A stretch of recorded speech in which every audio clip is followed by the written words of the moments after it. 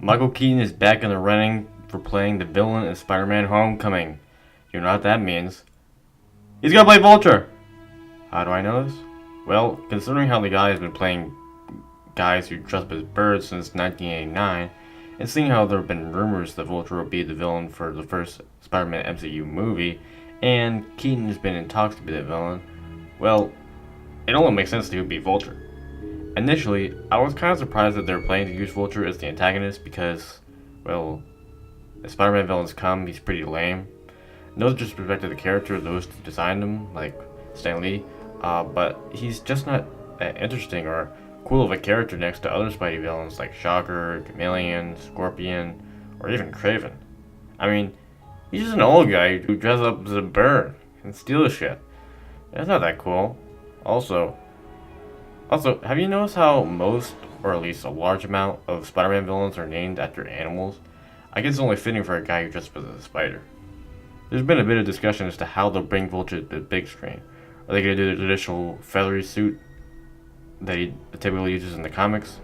Well, seeing how they've given Falcon, another guy in the MCU, with a bird suit, metal wings, it's easy to say they'll do the same with Vulture. After all, Marvel Studios likes to make their films comic booky, but not that comic booky.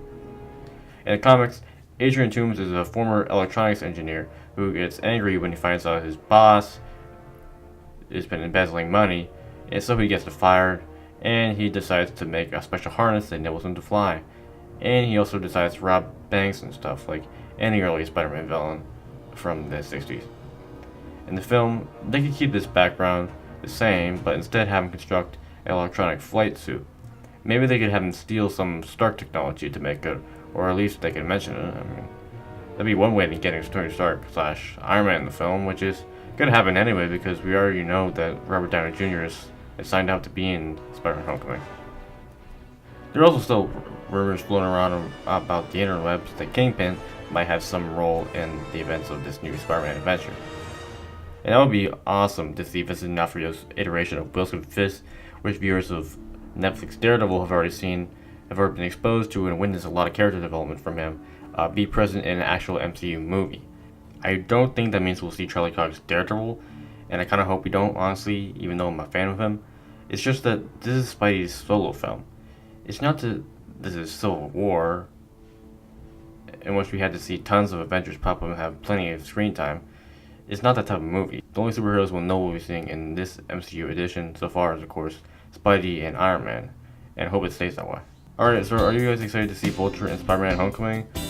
Or were you hoping for another film? I kinda was, but it's fine. My review for Civil War is on the left. If you haven't seen it already, please check it out. And on the right, you can see my explanation on why Homecoming will not be a superhero origin story. Thanks for watching and subscribe for more comic book movie discussions. Bye out.